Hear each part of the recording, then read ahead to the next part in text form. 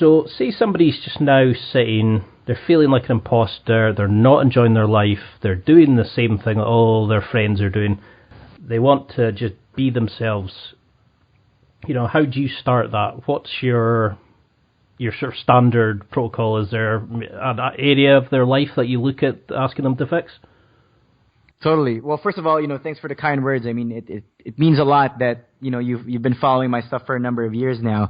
And, I'm really glad we can get on this call, and talk about this. So to answer your question, the first thing that I teach my guys is that the relationship you have with yourself dictates every single relationship that you have. So if you have a poor self-image, if you have negative beliefs, then it wouldn't matter like all the lines and tactics and strategies. It doesn't matter if you have the perfect approach or if you're a good storyteller or if you have, good style. If at the end of the day, you don't think that you're someone worth getting to know, then all your subconscious communication will convey that and people will be turned off eventually, right? So the first thing that I get guys to really look into is to identify all the limiting beliefs that are holding them back from becoming the person that they truly want to become. So, it starts with, a few common ones that I hear from a lot of guys are things like, I'm not good enough, or girls like that wouldn't go for a guy like me, or they're so concerned about what other people would think of them, or, like they've been rejected so many times in the past that they think that, people are mean and they don't want to talk to them.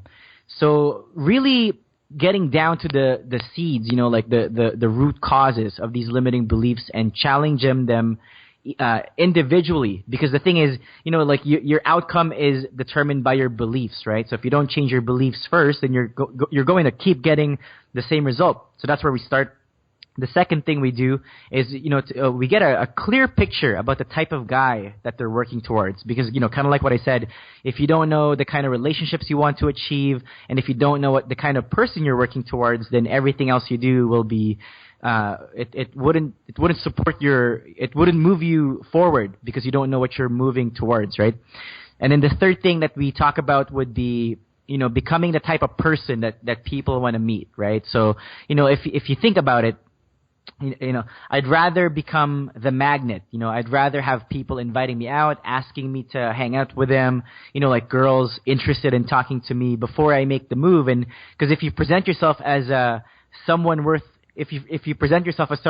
getting to know, then all your interactions become so much easier. And then the last thing that we talk about is to just go to the right places, right? Because your environment determines how people behave. Like girls who go to bars and nightclubs are going to be different girls who attend personal development events. So again, I'm just using my own example, but it comes down to figuring out the type of person you want to meet, where they show up, and how can you put yourself in those types of environments more regularly.